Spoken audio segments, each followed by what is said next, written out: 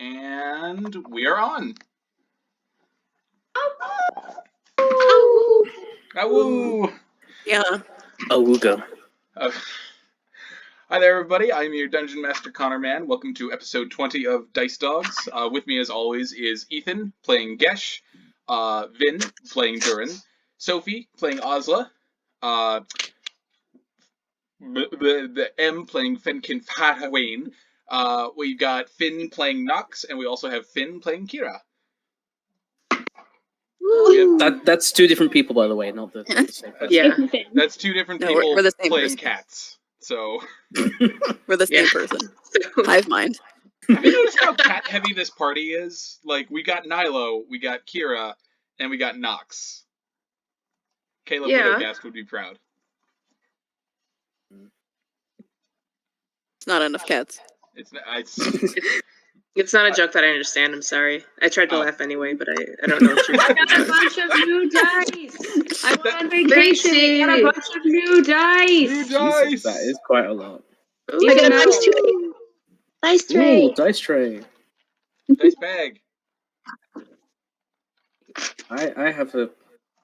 This doesn't have any embroidery on it, but it's a bag. This Conic is filled with miscellaneous D12s and D10s because of all of the damage I do. Vin just That's your walks into damage bag. Vin just walks into a Your- game shop your and is like, Eldritch I want Blast all of bag. your D12s. No, that's what I did. I this was fucking full, and I'm like, yeah, this is full of D10s and D12s for my Warlock, and the guy was like,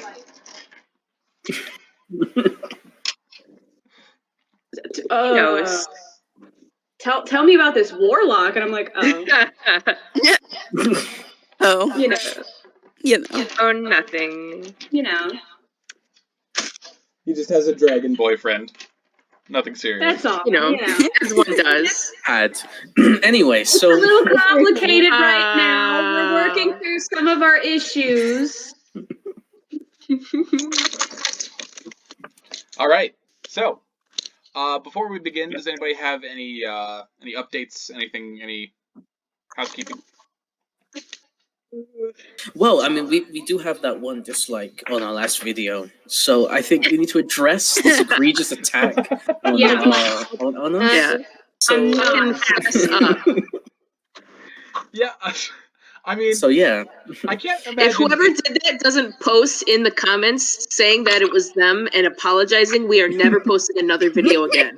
I can't imagine that it's hard to dislike this show. I mean, we're not exactly Critical Role. What are Fess you up, talking about? bitch. Well, I mean, neither is Adventure Zone and people like that. So, I mean, Hey, do not knock Adventure Zone. Look, all we're missing is some like special music that people created just for us. And once I start banging out on this cello, we're set. yeah, I'll Watching- go back to playing my guitar and then. Yeah, dude. Yeah, Watch we'll just do it ourselves. Watch somebody make like an Opportunity Knocks AMV set to Papa Roach. Okay. Yep. Okay. Okay. Let's- Yeah, sure. so Sure, why let's not? talk about that. Yeah, Do you I'm mean like? You mean like last Approach. resort? Is that what you're thinking? I feel like that joke fell flat, so I'm just gonna go ahead and start the game. So, What anyway, is Papa Roach anyway? He's a roach and he's a good father, evidently. Okay. Okay. Are you drinking during the game, Vin? No, Wish that was me. I hope so. I could. I'm gonna drink this down a little bit, and then I'm gonna put some tequila in it. Tequila! And Tequila. the warlock is going to be Tequila, drunk. tequila. This only has water in it. Uh-huh. Yeah. Uh-huh. Yeah. Okay, so Oh, by the way, this came with a bottle cap, so. Mwah. Ooh. Oh yeah. all More for right. you. So last game, if you'll remember, you guys had a what the fuck? Oh, you're moving it with your hands. I didn't see your hands, and I saw your hair moving, and I was like, what the fuck?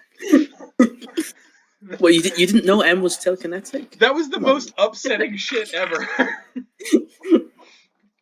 In any case, if you guys remember last game, There was a bit of a bar brawl within the Titan's Toe, which seems to be par for the course, given Balthasar's reaction of throwing himself into the fray.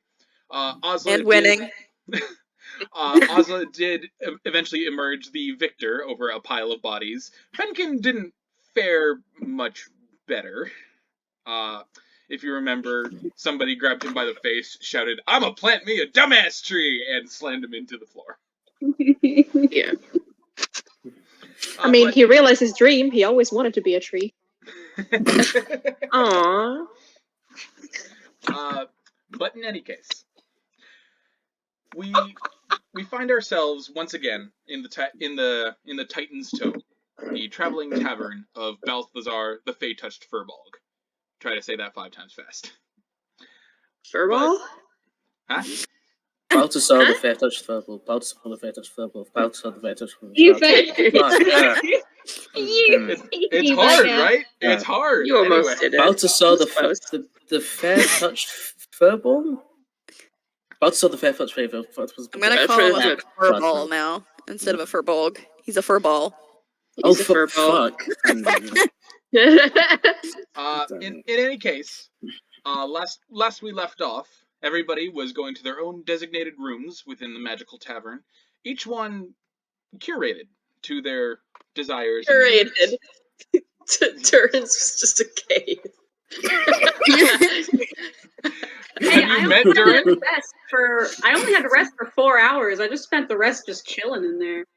Eating the bugs and rats. Balthasar gave everyone a key and then gave Dhuur'in a torch and said, just go outside and stay out there. It was very comfortable. It felt very safe. I mean, Yeah. you get his room, though. You Snack don't on. get to find All your little people. bug friends Yeah. that you're gonna eat. Bugs. Little slug buddies. Delicious. Some spiders. Now Yeah. that everybody's having a restful sleep within their rooms, Nox, if you remember, your room was Yeah. was quite a nice room indeed. It was there was a web of tapestries set above, lit by light candle glow, and of course there was somebody in there already in your room, and Mhm. a white tabaxi, and so Goodbye. Bye, guys. Not the campaign. Holy shit. yeah, for any viewers at home, Sophie is going to occasionally like warp to the far realm every now and then come back at some point. So don't worry, it just happens. In any Fine. case, She's just in the food. Cool. so Keep going. after having told your new friend a story, Nox, and after having drifted off to sleep yourself, perhaps after a bit of wine found around the tavern itself, found around your room.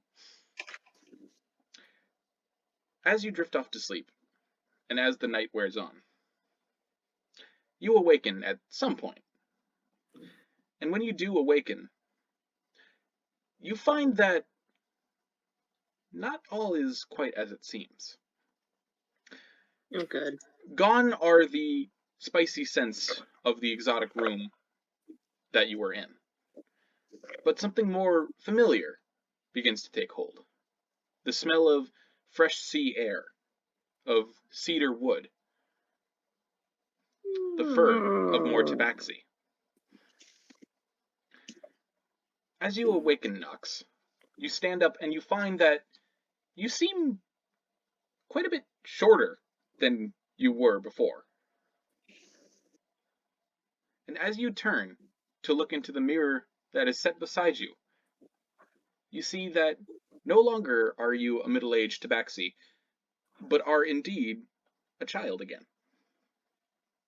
Oh, no. I was hoping everyone was just going to be a giant. As you what I wanted. as you turn and peer into the mirror, would you like to describe what childhood Nox looked like? Oh my god. Oh, what she? Yeah. Her eye. That's the biggest difference. Yes. So she, has always been kind of a skinny little, just like, kind of scampering around little nightmare with fur. That was certainly still true when she was a child. How old is she? About.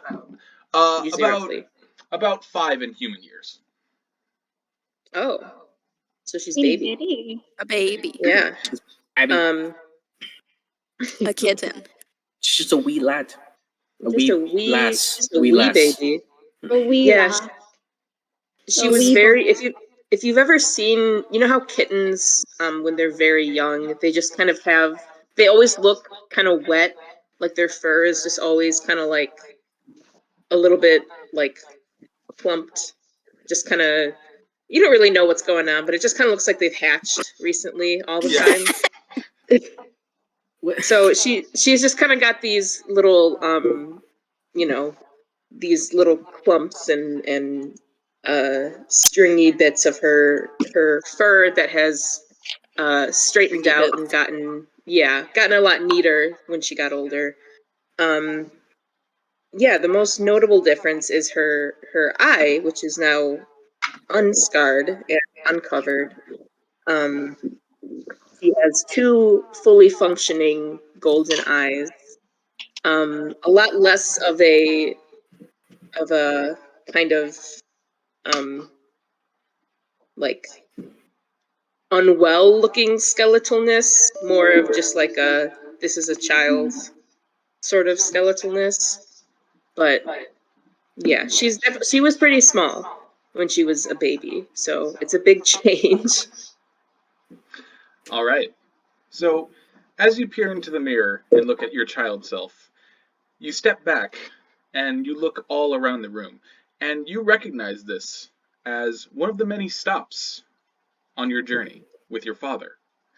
You look around and you find that you are in a cabin somewhere in Nicodranas, a stop that you had made along while delivering a crate of spices and teas to the local militia. You have been traveling for about a week with some new friends. Some old friends have parted ways with you, as is the way of the caravan traveler. But you know this entire space is temporary. Again, that is the life that you and your father lead. And just as Yes. your thoughts turn to your father, there's a creaking as the door opens. You turn and you see a tall tabaxi with ashen gray fur. His head is wrapped in a cowl and his muzzle is of pure white snow. A large bushy tail flashes out behind him as he adjusts his raincoat on his shoulders. He steps in with a warm smile, blue eyes glittering in the dark, and he says, Nux! Nux, where are you? Where's my little ragweed? Where is she? What are you... Sorry. It's alright. You just take a She moment. I did have to take a second. She kind of immediately feels this sense of relief. This kind of uncertain feeling was settling over her, kind of just typical of any child that is like left alone somewhere or doesn't have their parent or guardian in their like immediate line of sight, just kind of feeling antsy about it. And then as soon as she sees this figure approach, that kind of melts away immediately and she kind of brightens up a little bit, and she gets up on her toes to wave and get his attention because she's small, and she says, "Over here, Papa." There's a moment where he pretends not to see you and brings a paw to his forehead, and he's like, "Who is that? Who is in the darkness? Where is she?" And finally, he spots you, and a big, wide grin appears on his face, his fangs bared as he makes his way towards you, and just scoops you up in a big hug, in a big flash. He turns around in the air, twirling you around, and he says, "Good morning, my little ragweed. Did you sleep well?" Oh, gosh, Papa, you have to stop picking me up like this. I'm getting too big. You will never be too big for me, my little ragweed, my little Nux. And he slowly stops turning and then sits down on the bed, and with one more hug, kind of like gently puts you on his lap. And he says, "We're going to be staying here for a few more days, but Papa does have some work to do in the city, and would you like to come with me today?" Yes. Where are we going to go? Can we see the merchants? "Of course, we're... Oh, And you watch as he begins to cough, and he kind of reaches into his jacket to pull out a handkerchief, and he coughs into that as well. And when he pulls away, you do see a bit of red flashing I thought and you were going to say that. glinting on the cloth. He quickly pockets it and kind of clears his throat, and he says, "My apologies, little one. I have a gift for you." She 6. She had kind of the smile had kind of faded from her face a little bit. And there's like a moment of kind of silence and thought, and then that goes away, and the smile kind of comes back in full force, and she says, "A gift from here? What is it?" "Let me show you." And he takes you off your lap and off his lap and puts you on the bed, and he kind of like sits up to turn and face you cross-legged. And while he does that, he reaches into his jacket again, and he pulls out something that seems to be a box, a long white box. And as he does that, he lifts the lid off, and you see inside the flute that you always carry. It's brand new. The varnish has not been worn away. The holes look freshly drilled, and you can still see some of the ink of the sigils that have been that have been carved into them. He very gently takes it out and inspects it, kind of for show, and then brings it up to his lips, and he blows, and you hear a beautiful tweet like a morning crow playing out. And as the note comes to an end, he takes the flute away, takes one paw in his hand, and puts it into yours, and he says, "Now listen, little ragweed. There may come a day when you need to travel without me. And those days may be far ahead, but even so, I want you to know this. You have a beautiful little mind, and you have a beautiful little voice. And whenever you need me, whenever you need to feel my arms around you, you only need to play." She if you've ever told a kid something very important and impactful, then you know that when you are speaking to that kid, they kind of have this look on their face usually as if they don't give a shit and they just want you to stop talking. So like that's kind of what her face looks like, even though obviously she's having this dream so many years later about this moment. You know, it's one of those things where in the moment she's like, "Yeah, okay, Papa, whatever," and then far later on, it sticks with her. So there's no indication in kind of the way that she reacts that like this is going to be an important moment to her. In the moment, she's just so excited about this new shiny, cool, pretty object that she's been given, and she has kind of been looking at it and kind of kicking her legs as she's sitting there, and just being really enamored with this thing that she's gotten, and kind of like putting her fingers over the holes, not actually blowing in it or actually playing it, but just kind of feeling it as if he were playing it. And then when he's done speaking, she says, "Yes, of course. Can I go play for brother?" Of course, my little rat." And before he can finish the sentence, there's a knock at the door. And he turns his head and he says, "Oh, come in, come in." And the door creaks open once more. Knocks. Another Tabaxi steps through. This one completely hairless. This one wielding a staff. It jingles as he makes his way into the room. His wrinkly skin like midnight purple against the shadows. He nods at your father, and your father stands up and says, "Ah, midnight, midnight, it's good to see you.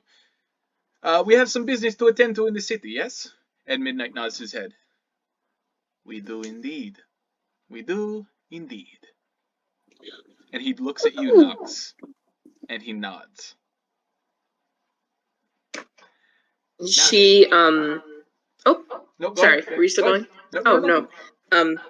She was holding this flute in her lap, starting to like lift it up to her mouth to maybe give an experimental note or two.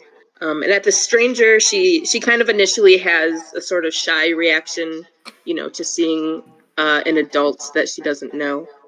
But then when he looks at her, her kind of shyness and timidness goes away, and she holds up her flute kind of into his face and says, "Look at what Papa just gave me. This is mine now." Midnight scratches his, while still holding his staff, kind of like scratches his chin and leans in. He's like, "Ah, yes, yes. A fine little piece of an instrument. I'm sure it will serve you well. You always had a good little heart and a good little head for music, your father tells me. Now then, sir, if you will," and he kind of like taps his staff, and your father stands up. "Yes, right away, right away. Nox, pack up your things. We have to get going now." Okay. She has no worries at all. She jumps up off her bed. She's very used to this, to packing up her things and going all the time. All right. And as you, Midnight, and your father leave the room, you turn and you see, as the door begins to close, someone else standing in the room. He's tall. He's muscular. His skin is green in color, and spectral vines seem to surround him in an aura. While unclothed, the vines do cover the intimates, but Okay, that's good. long green hair that flows out like silk in water, and peppered with roses, begin to kind of hover and whift in the air, and he stares at you with deep yellow eyes. And you hear, "Awaken, O better mind." And with that, we're gonna switch over to Dhuur'in in his cave. You didn't tell me that he was sexy. Not Oh no, he's not. more. Oh no, he's not. Oh no, he's Oh Nasty.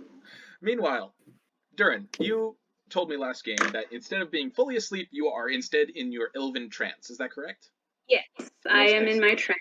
Most excellent. Make a perception check for me. Oh boy. Don't love to see it. Don't Oh, love no. to see that. Oh no, rolling dice. 6. Oh. Yeah. No, she's already dead. Okay, so your trance is quite deep. Your lips move with the unintelligible words and prayers of your patron deity. You speak the tongue of the far realm as you meditate and you sift through your memories. But over the crackling fire, eventually, after about an hour or so of prayer, you hear a very strange sound, like nothing you've heard before. It's an instrument, surely. Something like a mandolin, but woodier, brassier, perhaps. It's a light strumming that plays throughout the entire cave. And as you come to from your trance, you hear that it is coming from the very, very back of the cave.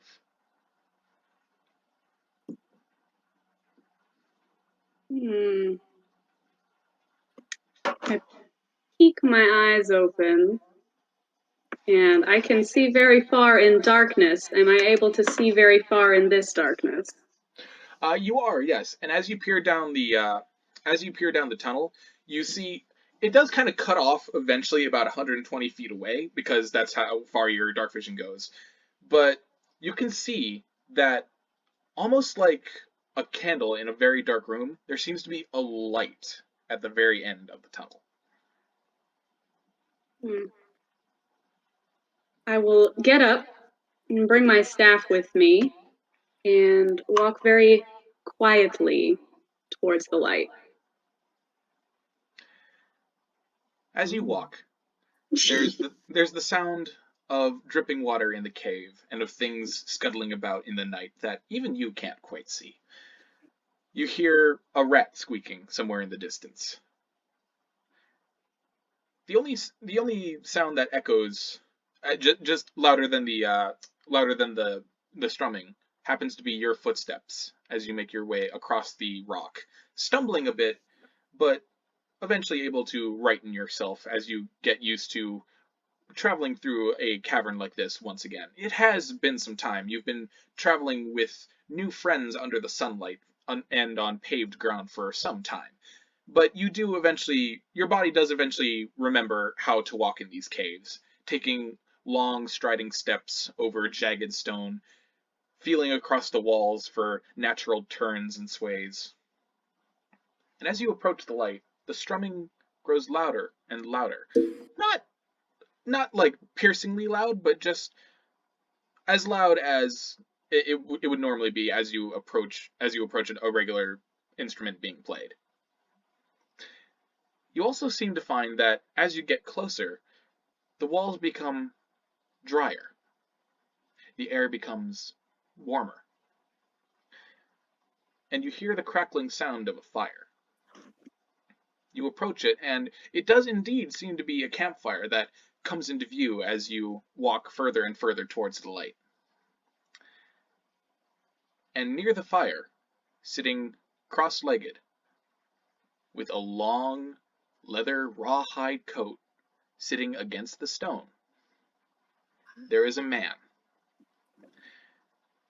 He holds an instrument quite like a mandolin as he leans back against the cave wall, but it seems bigger.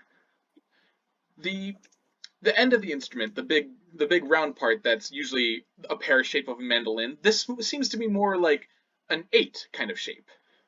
There's a hole in the center where 6 strings kind of lead up into some sort of tuning mechanism. He strums the brass wires beautifully. It's not a music that you're used to, but it's lovely. It's soft, yet also hardened. The man says nothing as you approach, his face still covered by his hat as he stares down at the fire. But then, once you stand still in front of him, he looks up. A face of beautiful coppery skin,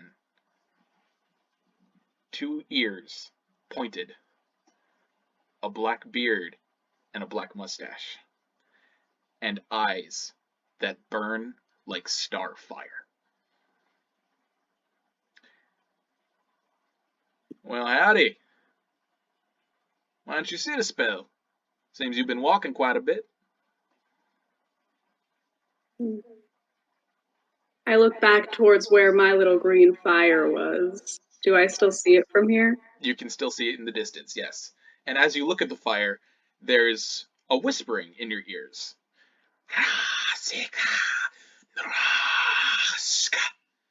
But when you turn back to this fire and towards the man, the whispers. Sorry, everything froze. That was scary. Sorry, what happened when I looked at my fire? When you look at your fire, you hear discordant whispering, along with clay pipes sounding very faintly in the back of your head. But then, once you turn back towards the man, all becomes silent. There's only the crackling of the fire.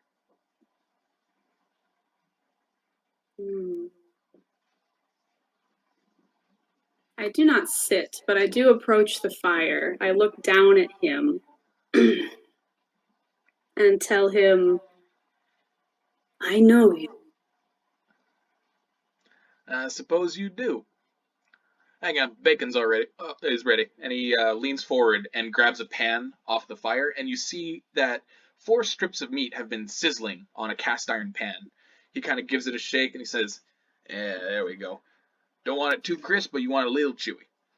That's the ticket. Here, try it." And he takes the pan, plucks one off, and kind of like holds out a piece of bacon towards you. You ever tried bacon? I think you like it. No. I do take it, and I do eat it. Now, Dhuur'in, you're not much one for cooked meat. You can have meat any way, really. You've eaten raw rat before. You've picked bugs off of trees and, to the horror of your friends, just popped them into your mouth. But as you bite into this, this is quite good. It's crispy and juicy. It's salty and it's got a little pepper on it too. The grease makes the back of your tongue start to wet, and before you realize it, you're drooling a little bit as you take that first bite. Oh. Now I will sit.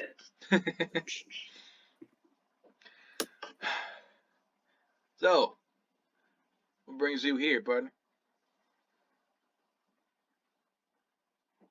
We are trapped. Is that right? And why might you be saying that? We were thrust here on a quest out towards the water, where you told me to go. Is that right? Is that right? And you sure it's me who told you to go? Yes. Alright. Then how exactly are you trapped?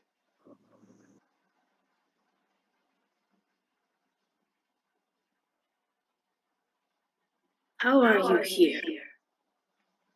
Oh. Pardon?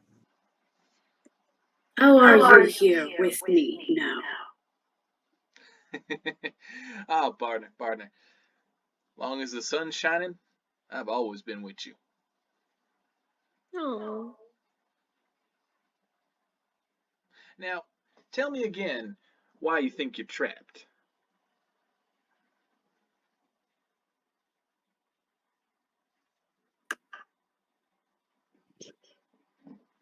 That is far too long a story. Is it the Where I go has never been of my own accord. Is it the Feywild that's got your knickers in a twist? No. I see. And he kind of nods his head, closes his eyes, and you watch as the fire goes out. And when he opens them, they're blue, like the sea. Now, let me ask you something, partner. You say you ain't gone nowhere of your own accord. Yet you've been sticking around these folks for quite some time. That right? Yes. As far as I see it, you still got your legs, you still got your arms, and most important, you got this up here. I don't think you're ever trapped.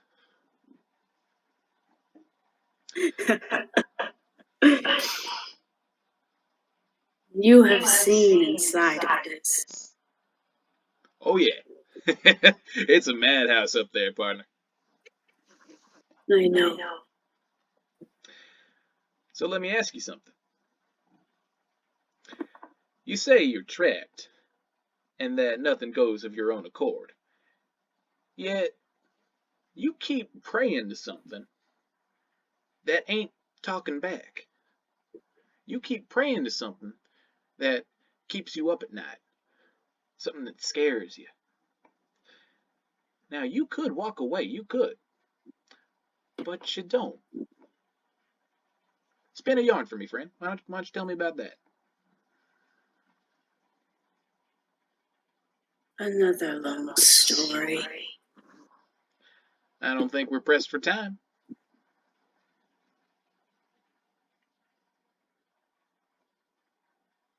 It is power. I thought when I opened the book and it hurt me and it gave me power that I had found strength. I thought that it would provide me a means to revenge. And now it feels more a means to my own end. So tell me,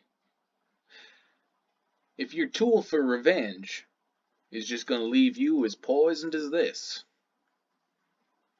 is it really a tool that you are using? Or is it making you the tool?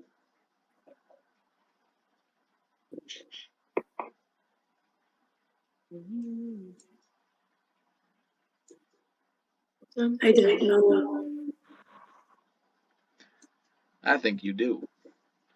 And it can be hard to admit it. I know. It can be hard to break away from something that gave you strength just once, but if something is hurting you, you gotta cut it off, partner. Think about it. You got this brand new family of yours.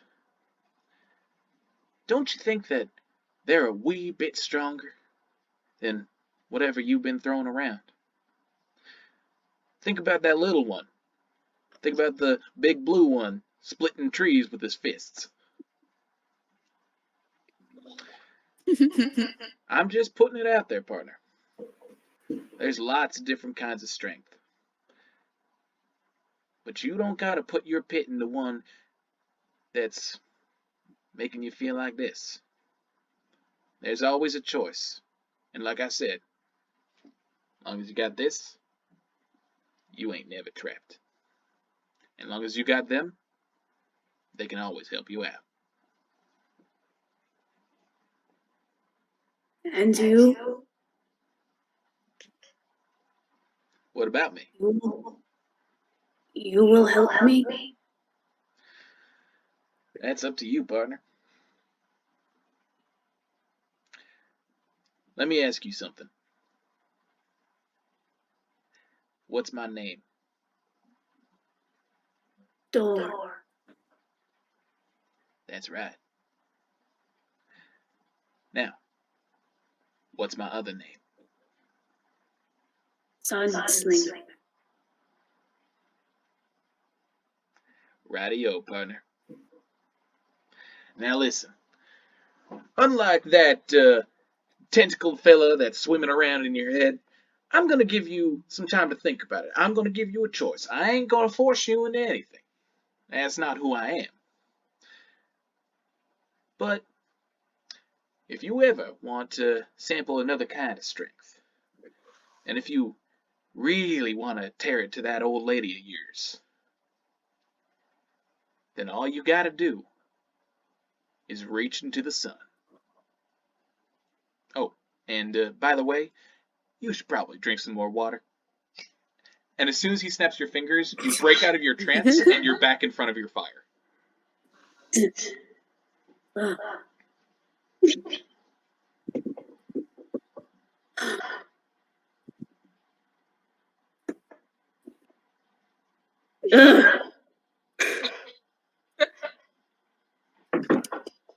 I adjust my seating arrangement, and I'll lay my staff down in my lap.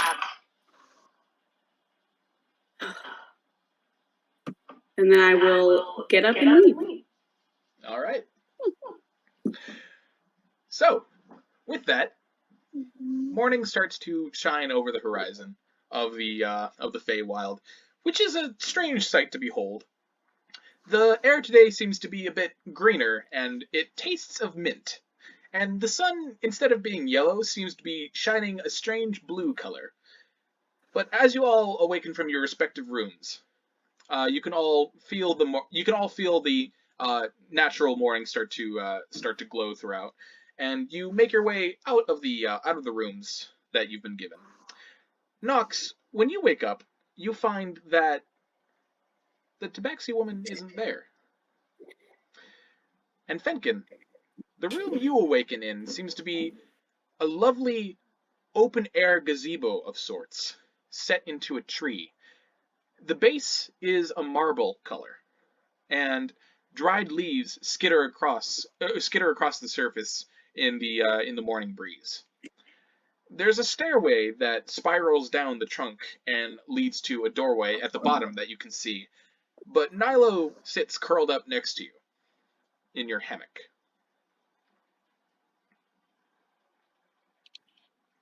I'm guessing he's very hungover. Give me a Constitution check. I thought so. Please.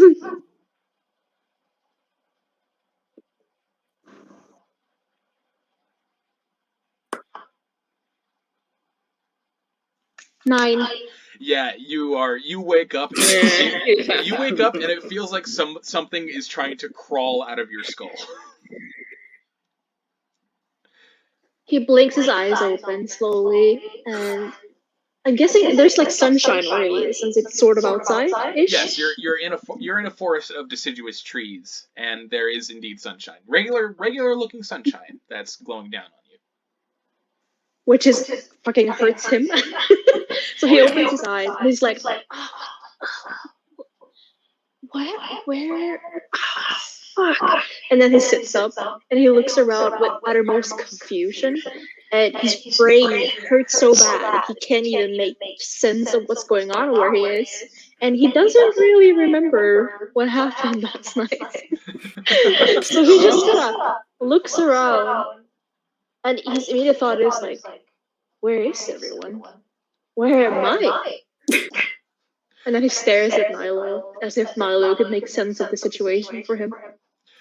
With your head thumping with your brain thumping in its skull case, Nilo kind of like looks up from his sleep, and seeing that you're awake, kind of like gets up on his haunches to sit up, and he kind of like does the cat stretch where he gets the paws out and he like gets his butt in the air, and you hear like a loud purring coming from your albino white panther, and he sits kind of expectantly, cocking his head at you.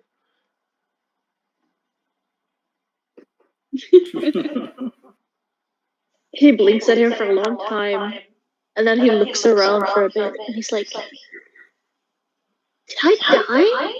Is this heaven? Why do I feel so awful?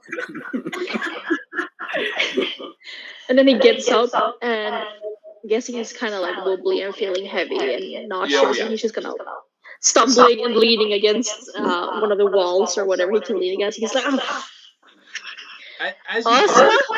As you get up for like a second, you feel like, oh yeah, I can walk, and then you feel like your stomach begin to churn. Your legs feel like lead as you try to like lift them up off the ground. If you've ever walked through muck and like the ground, it's kind of like sucked your foot in, so you really have to like kind of get your foot up to move it. That's what it feels like right now for you. Yeah, just for your information, I have never been drunk ever, so I'm just making things up as I go. Was yeah, terrible.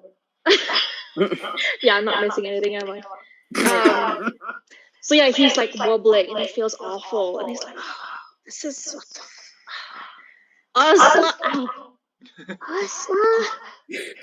Ozla. He's calling, and then he's like making his way to the stairs. Lizard! Who did what? Where is everyone? And then he descends the stairs. As you stumble towards the archway that kind of like leads into the stairs with Nilo following you, a brown horned owl comes flapping down, coming to rest on the railing of the gazebo that you are in. He turns his head a full like 180 degrees like that at you, then returns it, opens its beak, and then speaks. The time is currently 6:35 a.m. Oh.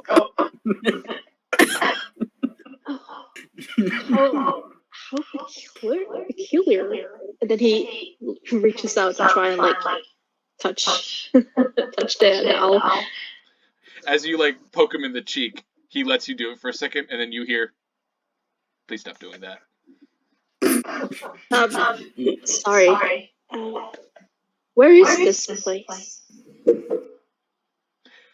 That is a difficult question to answer. Huh. It is your room, Okay. Mr. Farwarin. And then he looks around for a long moment and he's like, this isn't a room. It is in the Titan's Toe. Which reminds me, Mr. Balthasar sent me to remind you that he has a conversation for you and your friends when you've awakened and when you've had breakfast. So hurry down.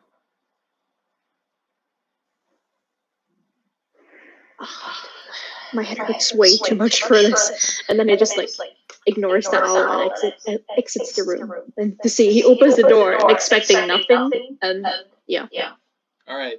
So as you pass the owl, Nilo kind of like looks at it, and the two animals kind of like make eye contact, and there seems to be a moment of Nilo kind of like pondering if he can get away with eating the owl before he just kind of like does a cat shrug and just follows you down the steps. There's no railing on these stairs. They're just kind of like hovering out from the side of the trunk. So whenever you start to sway, Nilo kind of like bites your clothes and kind of like tugs you back. But eventually you do make it all the way down to the bottom step, and give me a dex check. Oh no. Natural 20! Okay. Oh. So the bottom step, there does seem to be like some kind of like rainwater at the bottom, and as soon as your foot hits it, you slip, but like instinct suddenly kicks in, and you kind of like whirl your body in the air and just kind of like land like a ballerina. Wonderful. Nilo, however, let me roll for Nilo.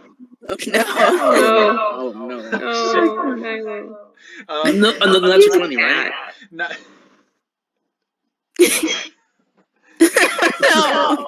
Nilo, on the other hand, he like puts both paws on that step. You hear a "Meh!" and he kind of like falls flat and thump down the steps. No. He was too busy making sure Fenkin was okay. He wasn't paying attention.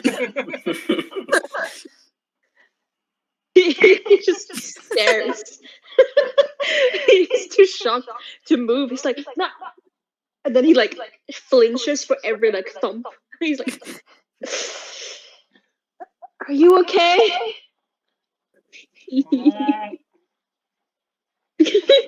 I'll take that as a yes. I don't know if panthers meow, but this one does, so fucking deal with it. It's fantasy. It doesn't really matter. In any case, eventually everybody makes it out of their respective rooms. And once again, there are no like room numbers in the Titan's Toe, so you all emerge from what seem to be just kind of random doors throughout the tavern.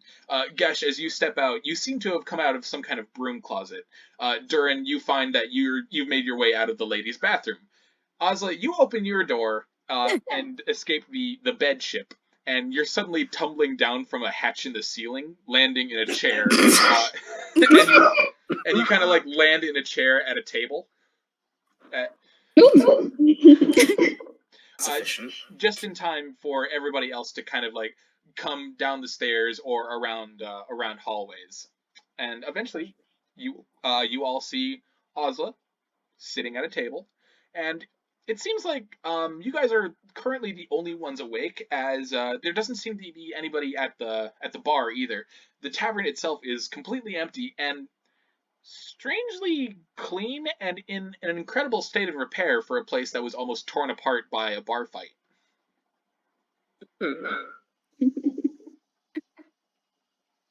But the Gesh isn't suspicious at all, because he wasn't there for that. So True, he was outside.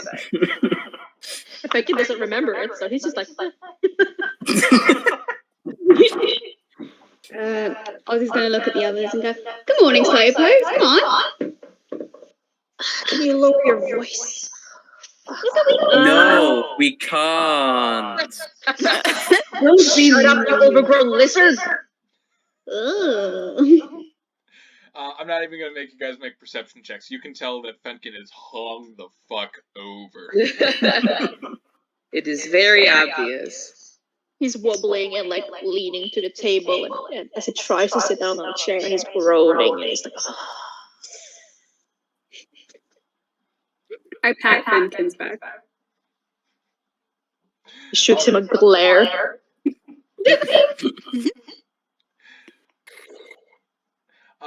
Kira is also making his way out of the out of his workshop and towards the group of travelers that introduced him to that Balthasar introduced him to, and at his feet is a sleepy princess who has only just woken up. His fur is all kind of like poofed out, and he's kind of like blinking one eye at a time and sort of like swaying as he patters down to the floor. Good morning, dinner. Poor princess. Kira just kind of lets out a yawn, plops himself down in one of the chairs. He didn't get any sleep. All right, Ozla. Perception. Yeah. Christ almighty! Give me a minute. Where's my perception? Can't find that fucking. I don't know why I'm making that voice. Okay, chimney sweep for 2 pence. Just can't find it, Governor. Or you'll be happy to know I got a fucking 7. Okay. So I am happy. as you oh, everybody froze. Hang on.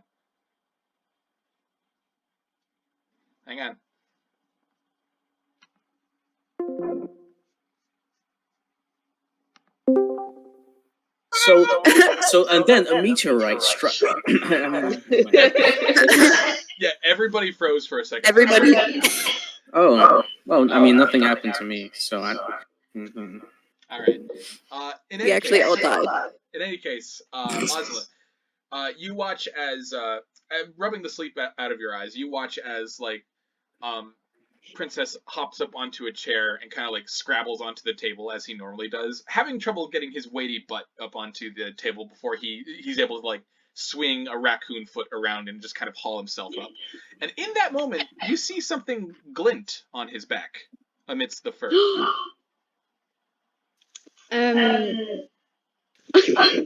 Oh my god!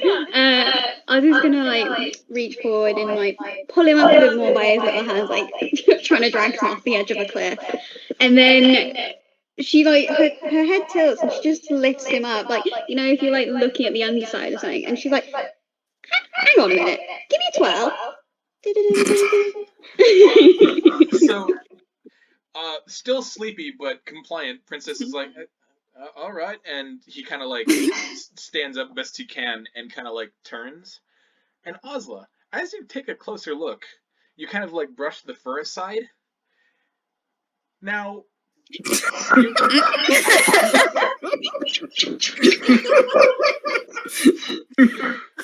as you brush the fur aside, you see that the glint was coming from a pair of wings, a pair of bumblebee wings.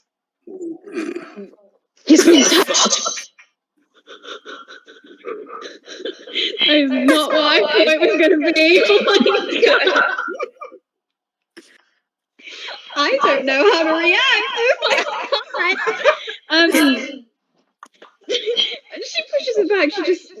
She's just. Fuck! Oh my god! She just pulled back. She's like, Did you go through fucking puberty? What the fuck is going on? What? He's like starting to panic, and he's like, "What? Why? What do you see? What's back there?" I'm sorry. Okay, am I on drugs? What did I drink last night? Princess, I want you to know I love you for who you are, but you have wings.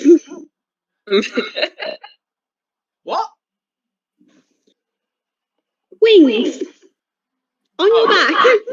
He blinks and he's like, "Oh, you're taking the piss, aren't you?" Taking the bloody piss, mate. You have wings on your back. He's like, "That doesn't say."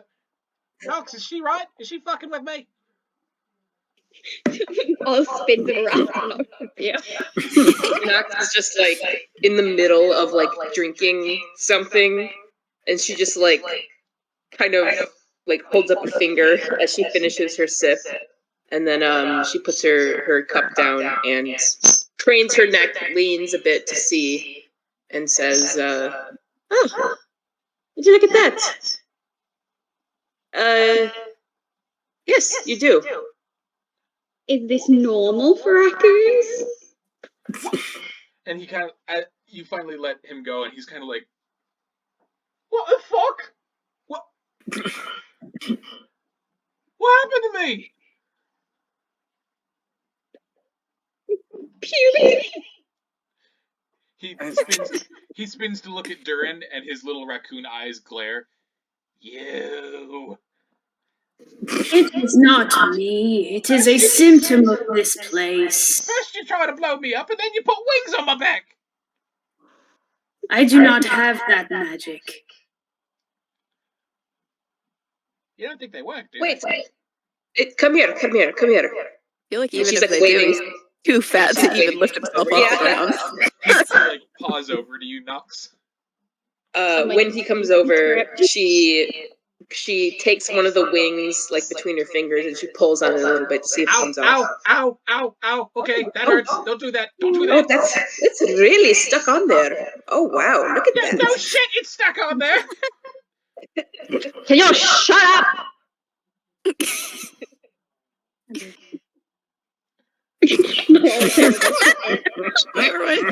Nox is wait, real quick, Nox is gonna lean over to Fenkin and pull her claws out, her little retractable kitty claws, and just grab him by the arm and dig them in like really hard.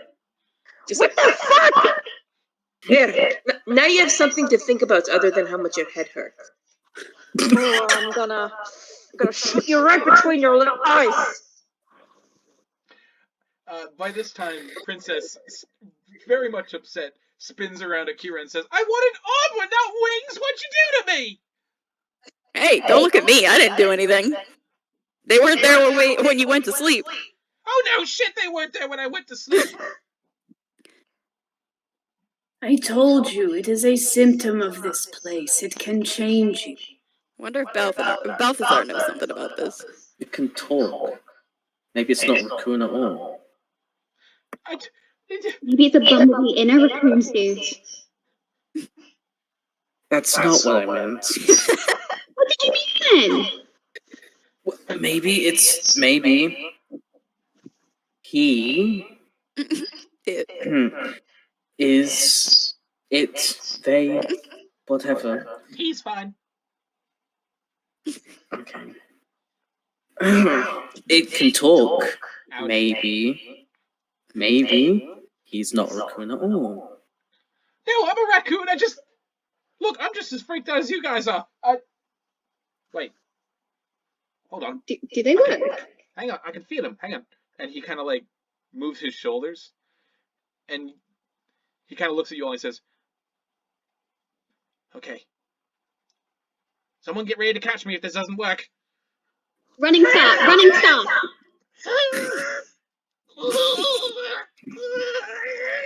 And you watch him start to like tremble and his fur start to poof up. And the wings at first don't move.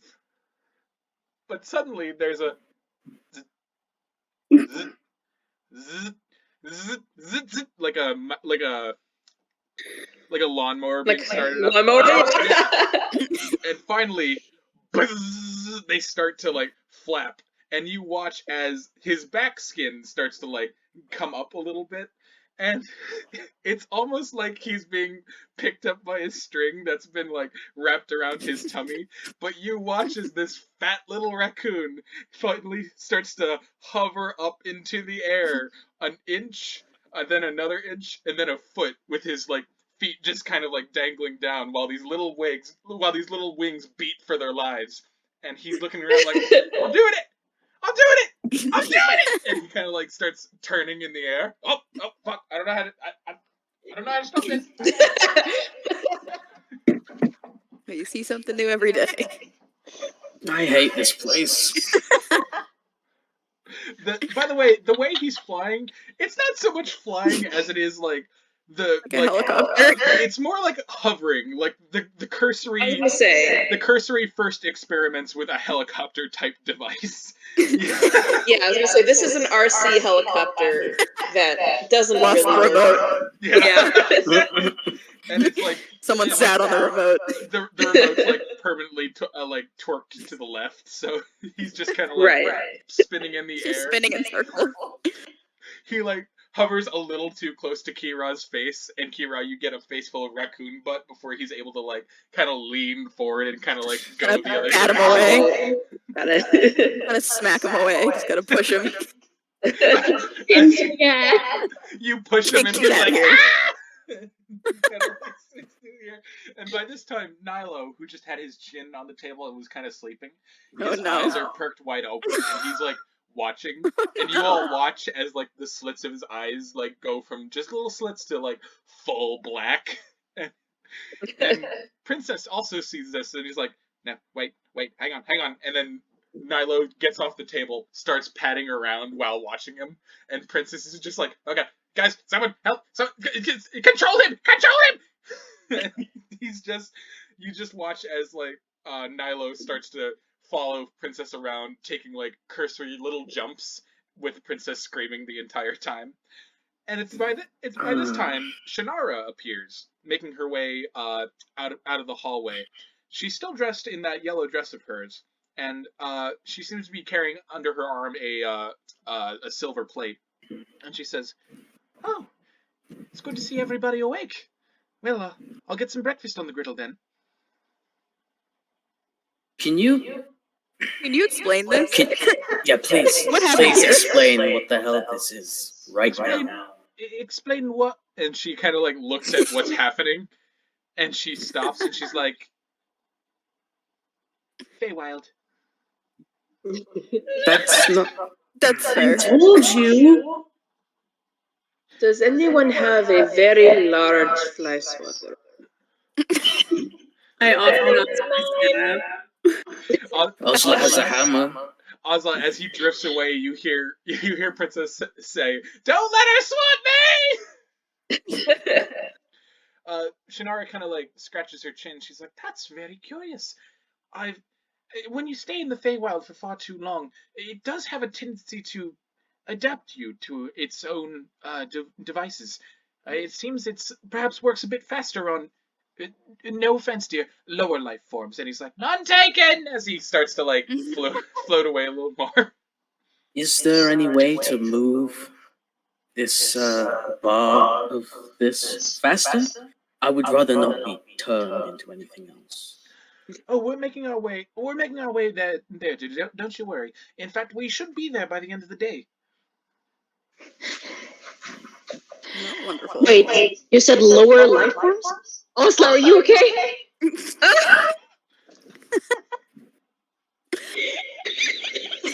You're like this close to the ground. You're pretty low. I know you're fucking hungover. There's no excuse to be rude. Lower your voice, Jesus Christ. I won't lower my voice. You hear Princess in the back again, like, "Why is no one helping me?"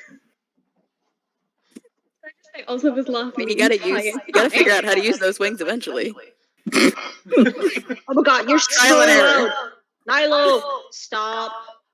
Nilo ignores you, and with a chuckle, Shannara takes out a notepad. She's like, "Very well. What would everybody like to eat?" And as soon as she says that, Dhuur'in, the sword on your back, craven edge. Oh You my hear, god. you hear it whisper, the souls of the innocent. I'll pay No! two bagels. Alright, 2 bagels, 2 bagels. Okay. And bacon. Bacon. Very well, I can do that. That's new for you.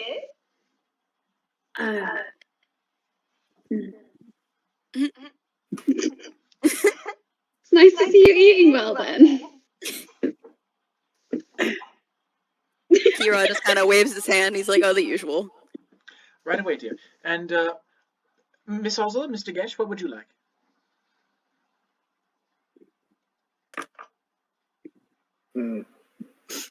What do you want, Gesh buddy? Gesh buddy, old pal, old mate. Get him bacon. More bacon then, alright. Why not? Yes. Yeah, bacon. Why not? Whatever. I'll take bacon as well then. Fuck it. She kind of like blinks and she's like, does everybody want bacon then? Yes. Sure. Get something for this one's hangover. Well, Can I have some peace and quiet, please? Shannara kind of blinks and she's like, well, the best cure for a hangover is a greasy breakfast, so bacon. Ugh, disgusting. And she says, right, I'll be right out with that. And she turns to leave just as Princess comes floating back and finally like lands on the table, the wings kind of like zzz, slowing down. And he kind of like sits there frozen. And he's like, that was the best shit ever. Are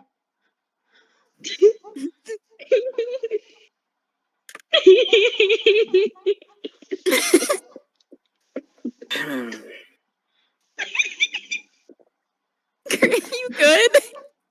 I'm sorry, I'm just thinking about it, man. Also, did I hear some? Body. Also, did I hear there's gonna be bacon?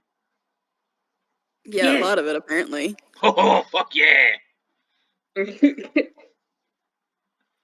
God.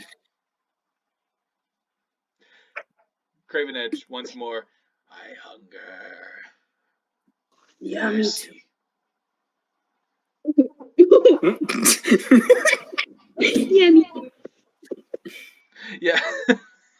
You guys hear just Dhuur'in saying, yeah, me too, to like someone. To like the hilt. Fenkin looks at it and he's like, where did that come from? Don't worry about it. You Nice were shots. there, Fenkin. What? No, I wasn't. It was in the house? Oh my god. The witch's guys. house? Are you that brain dead? Do you want to go, mate? You don't want to go. Yes, Stop more picking carnage. Try me.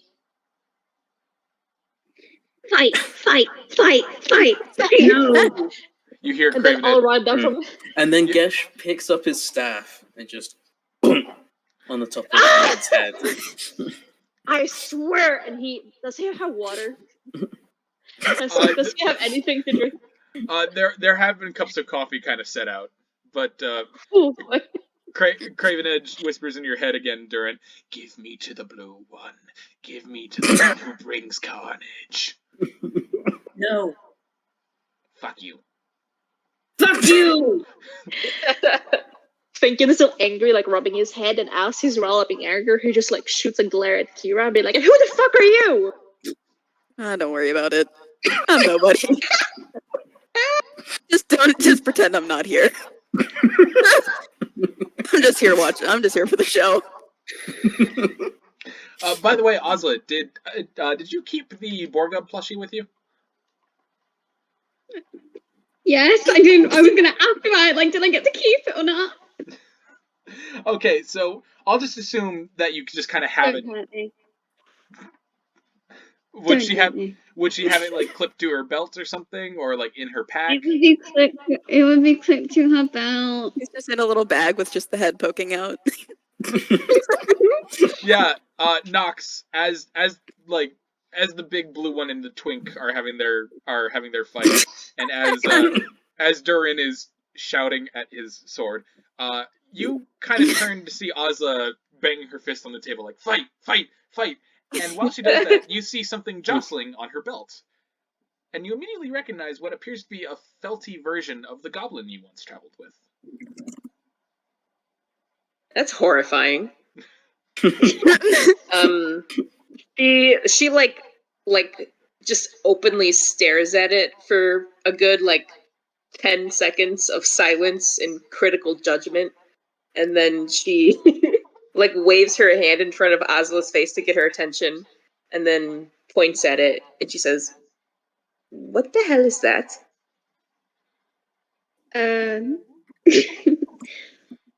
Oz looks down at her side and she hadn't realised that she'd clipped it to her belt. She'd just done it instinctually. And in a mad fit of embarrassment and humiliation, she tries to spin her belt around as fast as she can to hide it. So don't be nosy! Don't be nosy, this is good stuff. Where did you get that? I don't have to tell you! Let me Did see you it. not get anything? No, I didn't get any stuffed versions of any people that we've met. Don't say it out loud. Stuffed versions? What? No, nothing's been stuffed. No one's being stuffed. Gesh, you see her trying to hide something on her belt. What, did you make a doll? What is this? What is this? The fucking interrogation! You guys need to leave me alone. Let me see it. No! Yes, give it here. Get your hands away from me, no! What kind of check can I make to see if I can grab it from her? Sleight of hand. You know what? Actually, that would be fast hand movement. Yeah, give me a sleight of hand check. Okay. Oh. I'm GM now. Uh-oh. Alright, I don't have the best sleight of hand. I have a +4, so let's see. What's your dexterity, Ozla? Give me a minute, my laptop turned off. 15? Okay, so Nox, if you can beat a 15. 22. Yeah. God damn. So, like lightning, your little cat paws scrap and snatch the Borgub doll out of the pocket, and just Ozla, before you can even react, you look up and you see Borgub in Nox's paws. No, you cheeky son, get that back! She's using her tall tabaxi form to hold it up high and keep away. And then, guess what? It's that time again. Oh, yes, that time of the show where I use Identify. Oh! Okay!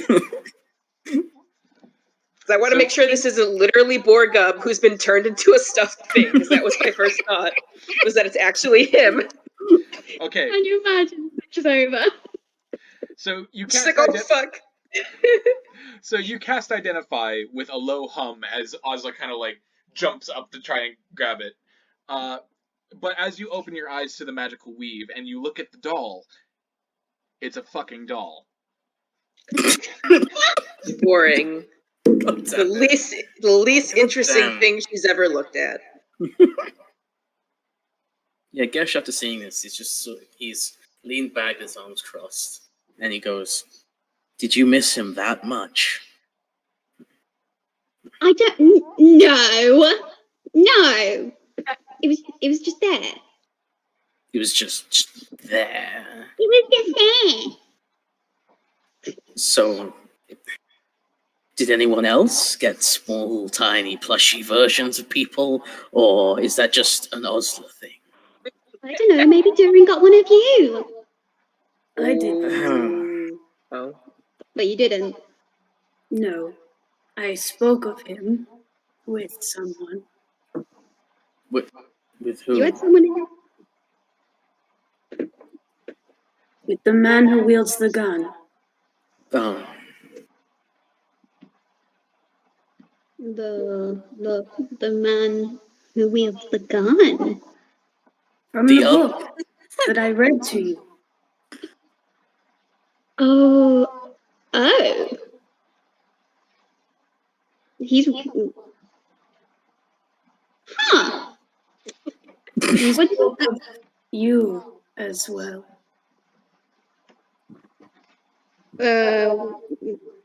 Me? Yes. What did he say? A long time ago, when we were leaving Zadash, he told me to follow you to the coast.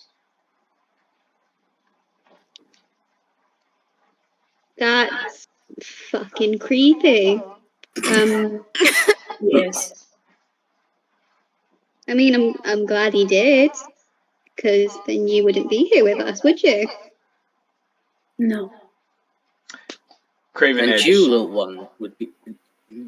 Oh, sorry. No, go ahead, Gesh. Go ahead. Oh. And you, little one, would be deep under if we hadn't come with you. Like you could take me. There's a No, I mean the creature thing that wanted to take you. Oh! I thought you were saying you were gonna. My bad, buddy. There's a long sigh from Craven Edge that you hear, Dhuur'in, just like.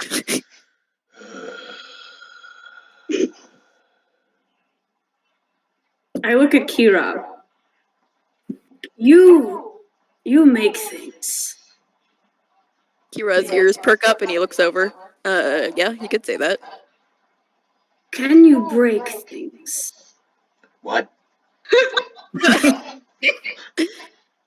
Break things. I mean, you don't really need me to break things. I am not strong. Hey, Give it to the lizard over here. what do you think No. you're doing? Yes, give me to the lizard. Do it. Well, what are we breaking, first off? This. And I point at Craven Edge. Oh no, you're not. Yes, I am. Just kind of raise a brow. Why would you want to break that? That looks pretty cool. Yes, It why keeps would you want to break bothering that? me. Oh, is this the talking sword that they were talking about? Yes, it is very evil. There's a pause, and then you hear a very indignant. No, I'm not. Can Kira cast Identify on Craven Edge? Yes, you can. All right. Ooh. So Kira hits a hold little button You on may his press it. armor, and his helmet comes up over his head and drops down below his face so that he can look at Craven Edge with Identify. So you guys watch as Kira's faceplate shinkunk, and suddenly, like, the eye slits of the helmet begin to like glow bright blue, and as you peer through the techno weave that lets you kind of like identify magic, Kira, you can't identify the school of magic that kind of binds whatever entity is within Craven Edge, but you can tell that this is a weapon of great evil. This is a weapon that feeds on carnage and blood and madness. But you can also sense something strange within it. A sadness? A loneliness? Oh. And as you peer at it, you hear its voice in your head, and it says, "Yes, look upon my dark power. Would you like to wield it for yourself?" I am holding on to my tail disgusting. Kira just kind of goes. Kira just goes, "Ew, no thanks," and gets his helmet away. I don't want to deal with that. I'm like, yeah, no thanks. I'm not sure how to break something like that. Dragonborn, if you were so insistent on taking it, why do you want to break it now? Because I don't want it to overtake any of you. Because should have you want put to it in the use me. room, then. Sorry, it was in my head. What did you say?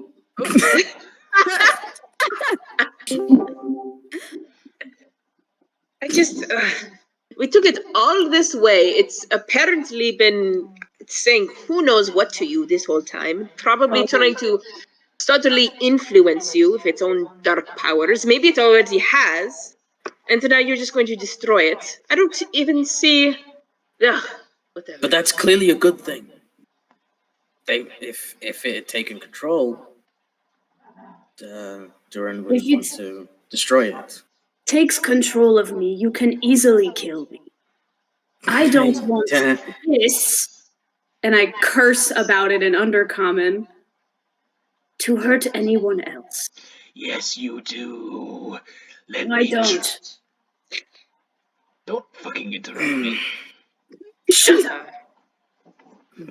You hear like an indignant grumbling before loud footsteps begin to thunder down the hallway. And as you guys turn to face the sound, you see Balthasar leaning against the doorway. He looks serious. The usually always present smile on his face is gone. And he kind of nods at you all and he says, "You had breakfast?" Yes, sir.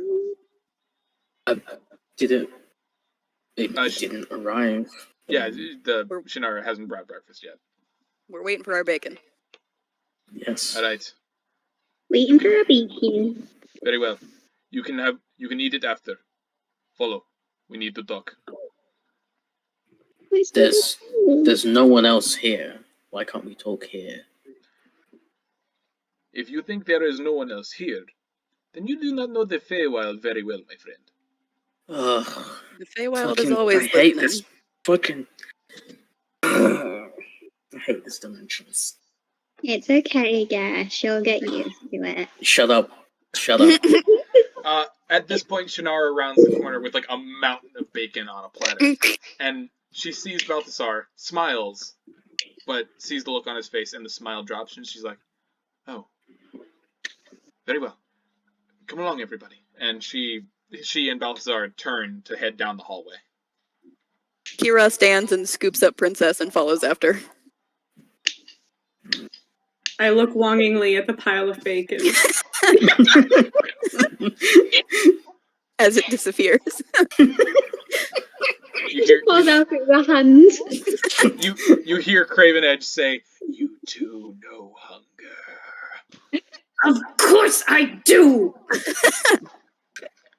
Don't get Dhuur'in, snippy you with have me. to stop talking to the creepy thing.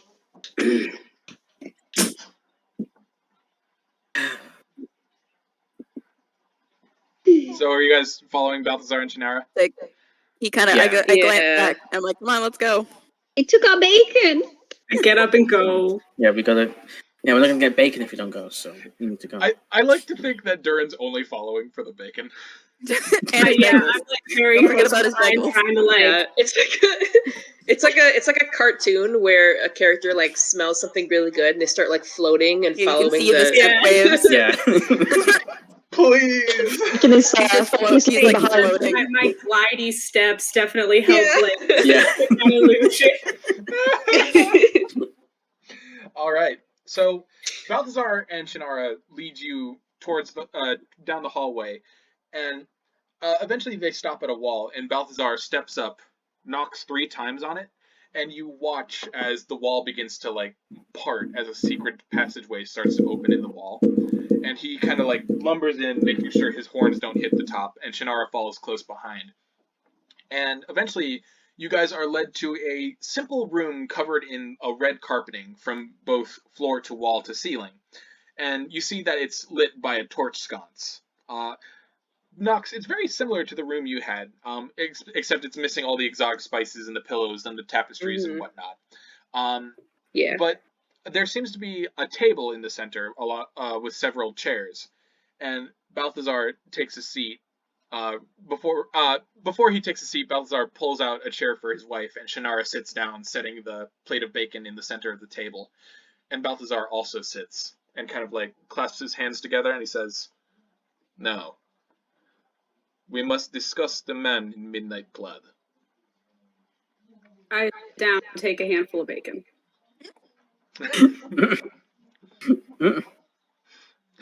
You all watch as Dhuur'in immediately sits down, grabs a pile of cooked meat, and just... And even through his shadow mask, you can see two Drow cheeks kind of like... Whoop.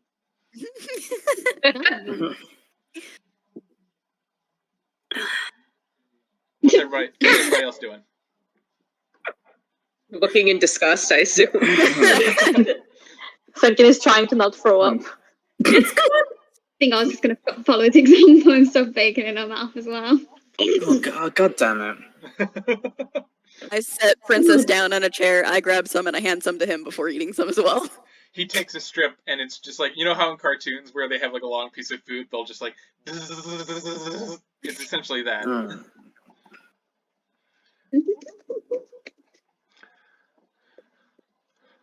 So, as you are understanding it, I am taking you to the world wound to get you back to your world.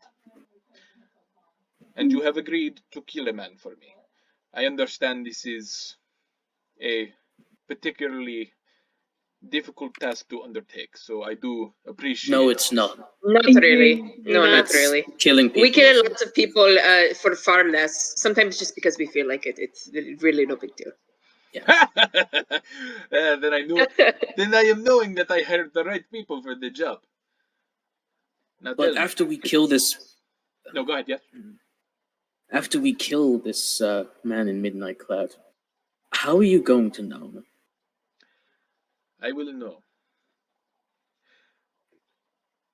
I will explain shortly, but before I begin, do they still tell tales of the man in Midnight Clad? Have you heard of him before in Exandria? Do they? Can I do a history check to see if Nox knows anything? Sure, go ahead. Yeah. Can Gesh also do a history check? Yes. If there are stories she may have heard. Can we all just do one? Yeah, everybody do a history check. Yeah. Whenever you guys want to make a check, all you gotta do is ask. Someone's gonna have to tell me how to do it. I love group history checks, you guys, because none of us have good history. Fun. Finn, what's your... Oh my god. My history is a +2 from my... on there. Yeah. Okay, so yeah, so just roll a d20 +2. Okay. Yeah. Gotcha. I got a 13. I got 5. Oh, I That still passes, Gesh. That still passes. I got a 19. Okay. God damn. You know everything. I got 8. I got a natural 20. Okay, so...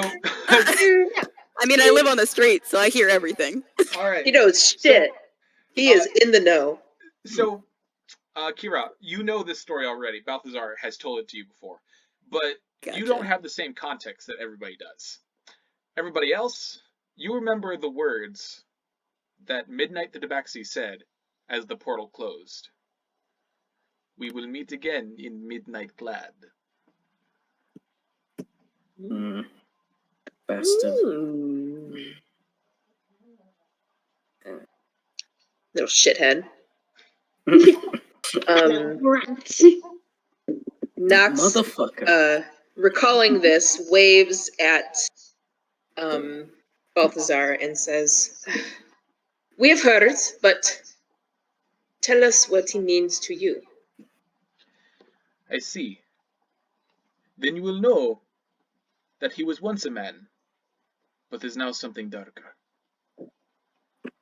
A vampire. Oh, yes. Yes. Okay. His real name is Rickert von Kaiser. And he was once a human man in the... I am forgetting, it has been so very long. The Zemni Fields, I believe you are calling it.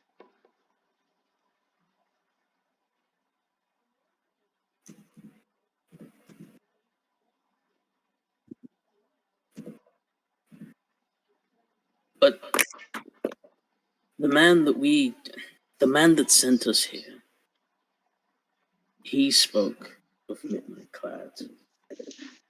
But the man who sent us here was not a man. He was Tabaxi. He blinks and he's like, the only Tabaxi I know is Kira and Mrs. Nevermind. Well,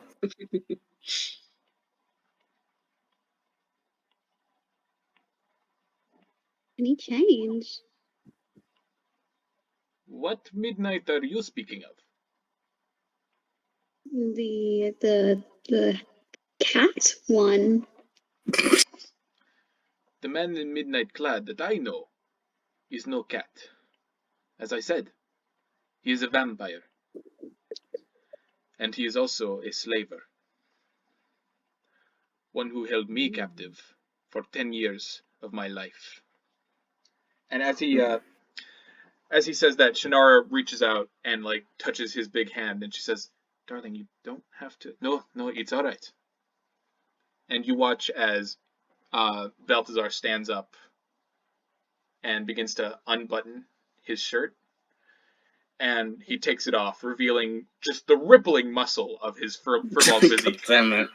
But then he turns around to reveal a back chewed up by lash marks. Oh. The scars stand out against the skin. They're like slashes, up and down, hundreds of them, thousands maybe, years upon years of scar flesh building up on itself. Once you've had a good look, he puts his shirt back on, buttons it back up, and sits back down. Rickert von Kaiser was a noble of the Zemni Fields, a citizen of the Empire. But he was also a farmer of sorts, an agricultural. He was a farmer. He sold vegetables, and and he made a pretty penny for the Empire selling food to the local militias. What the Empire did not know was that he had a second business, one of kidnapping. He worked with the Myriad for some time, but oftentimes there would be the occasional drunkard who would disappear from a tavern, a child stolen from a crib, a furbolg taken from a forest, and sent to work in the caverns in the systems beneath his ancestral home. That was my fate. 10 years I worked for that man, with the above world thinking that I was dead. No, I was not dead. It was worse. I was a fucking slave! And he slams his hand down on the table, hard enough to make it rock forward, and then slam back down onto the floor. And he's breathing heavily now.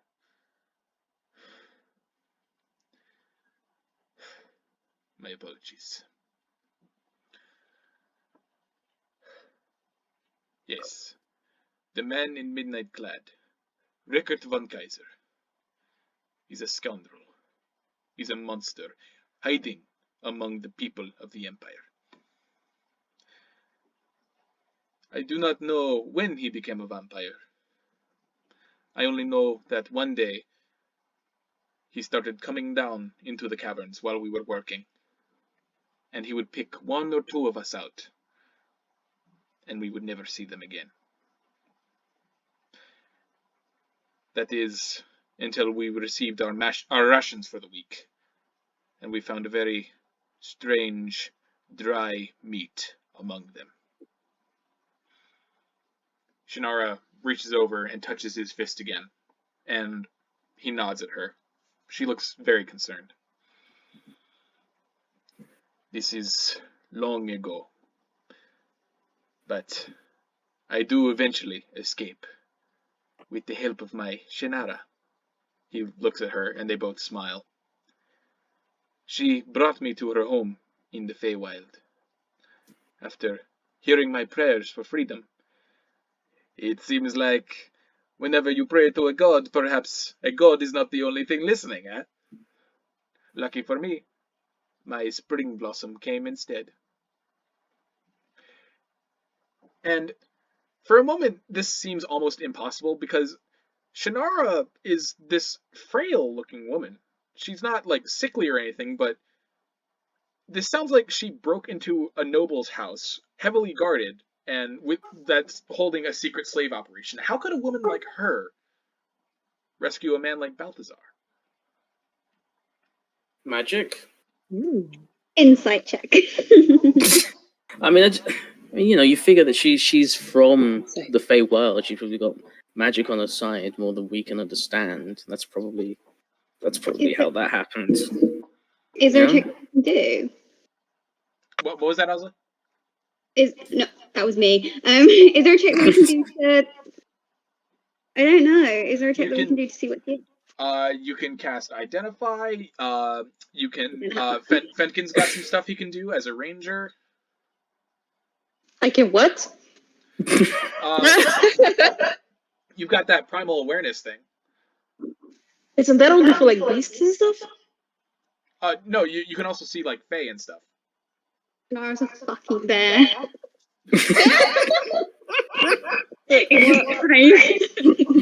Why would I need it now? Just a disguised bear. Just whatever checks you want to make, you guys can make. Insight checks, wisdom, whatever.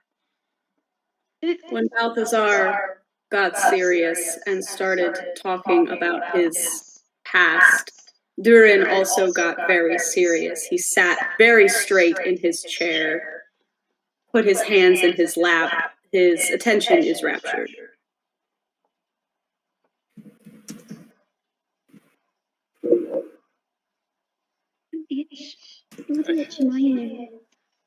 Is someone playing cricket noises? What? No. I think those I think those might actually be coming from outside. Anyway, Probably. Right in his chest. Ethan. what was that? Don't worry about it. Anyway. I don't know what we can. Who's sat next to Dhuur'in? I'll say Ozla, you're sat next to Dhuur'in, and Kira as well. Okay.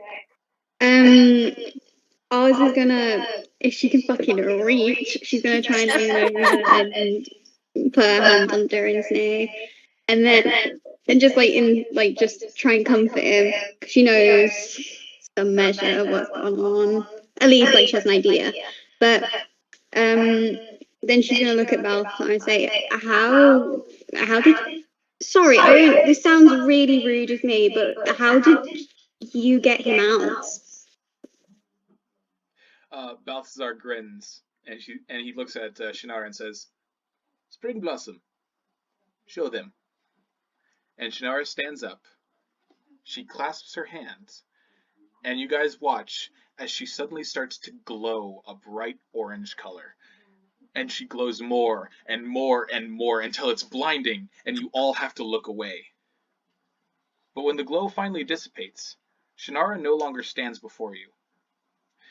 Instead, a woman with large orange monarch butterfly wings, with fiery orange skin and green eyes that peek out from wavy orange hair. She floats above the table, and she smiles in a way that is alienly calming. She radiates a kind of warmth. And Nox, you have heard tell of fairies before, but never before have you laid eyes upon an autumn pixie.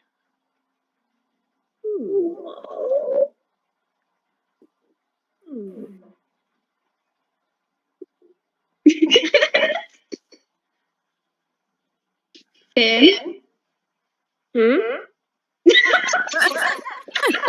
Did you hear anything I said, Finn? No, I said that. I wasn't aware that I was supposed to do something. I was just like letting the moment draw out if you guys wanted to react. That's beautiful. I am looking at Balthasar. Respectfully. Balthasar is not looking back. In fact, he's just like looking just at his wife, just fucking like enamored with her, and he even like rests his chin on his fist as he stares at her as she floats back down onto the chair next to him, and he says, "She appeared to me one night, and she said she could take me from that horrible place. And of course, I am not stupid, man. I follow pretty woman wherever she go." And Shannara kind of chuckles before like her wings begin to fold over herself, and when they kind of like flash over her, she's back into her elven form. And Balthasar looks at you all, and he says, "That was about 15 years ago, if I am remembering correctly. That said, by the time I am leaving, I pick up a few conversations that Rickard von Kaiser had with a few guests of his.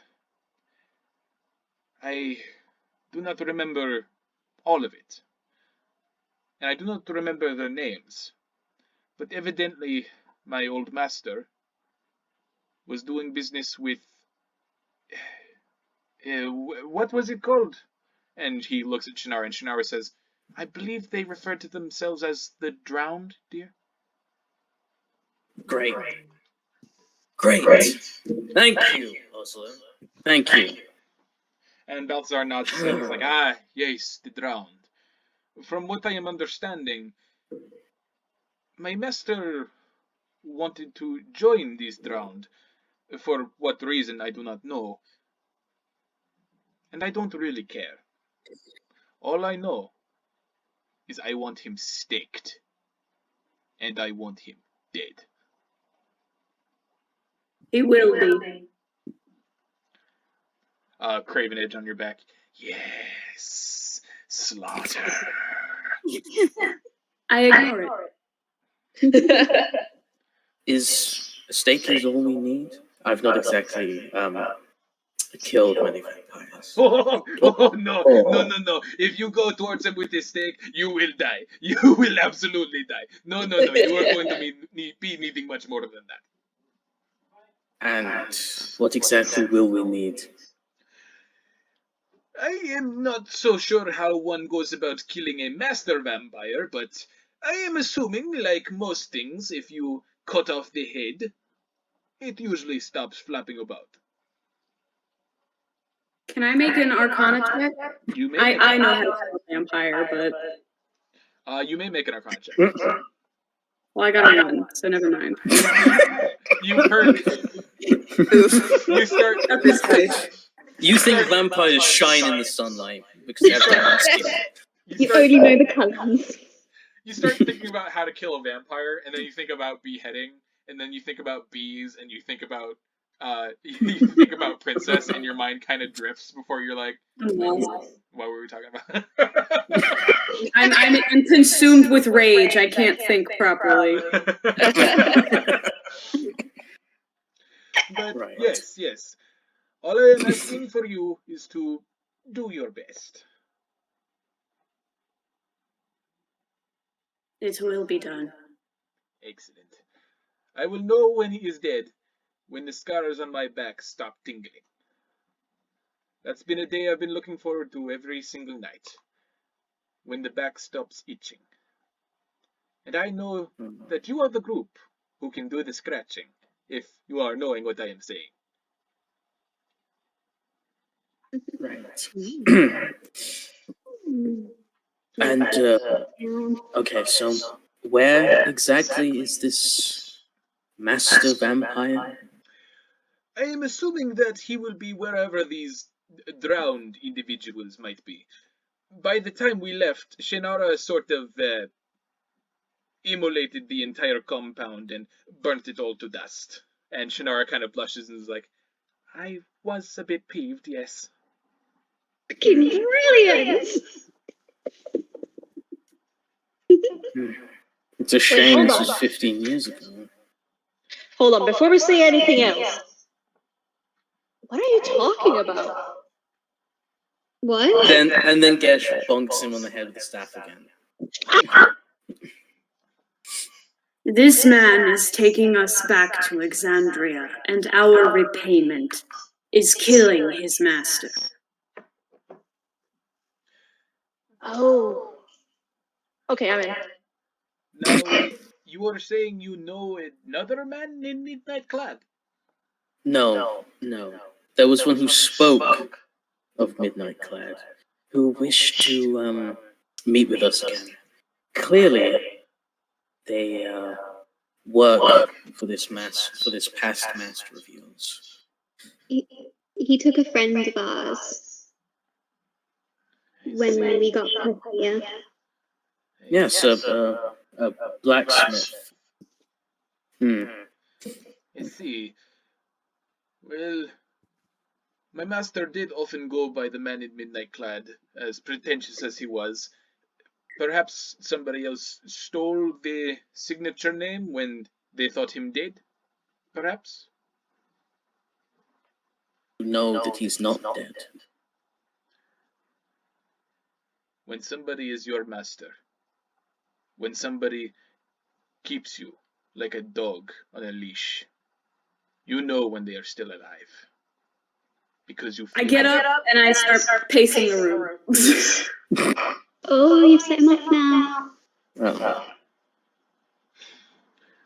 So Maybe you should calm down with that for a minute.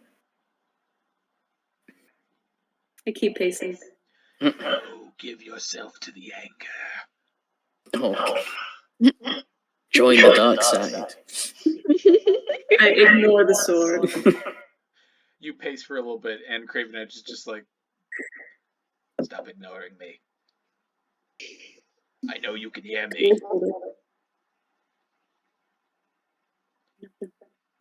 Stop ignoring me. Nothing. Balthasar kind of watches Dhuur'in kind of walk around the table, then looks back at everybody else and says, well then, I know I am asking much of you, but do you think you can be doing it? Yes. You heard her. I like that one. That one's my favorite. I don't mean to play favorites, but that one is my favorite. I like him. I know your plight too well. In that case, I have one more favor to be asking of you. Do be taking care of Kira, yes? Yes.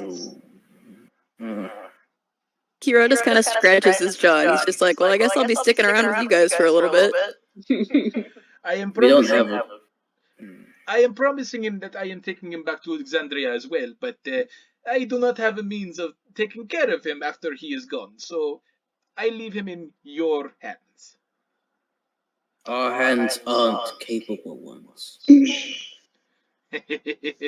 Trust me, after last night's brawl, I know capable hands when I see them. In fact, There was a brawl? What? Even Kiro kind of like lifts his ears, kind of perk up. He's like, wait, I missed a brawl? Wait a minute.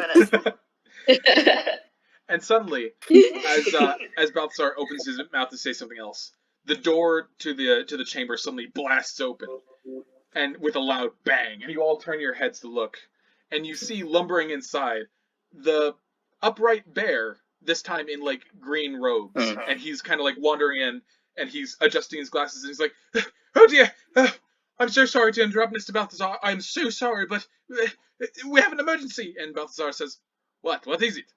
And the bear takes a deep breath. The butterflies! The back! And Balthasar's eyes widen. Oh no. And he grins and he no, says... butterflies. He grins and he looks at you and he says... Alright. Battle stations. This isn't a ship. What? And with that, we're going to take a quick break. Yay!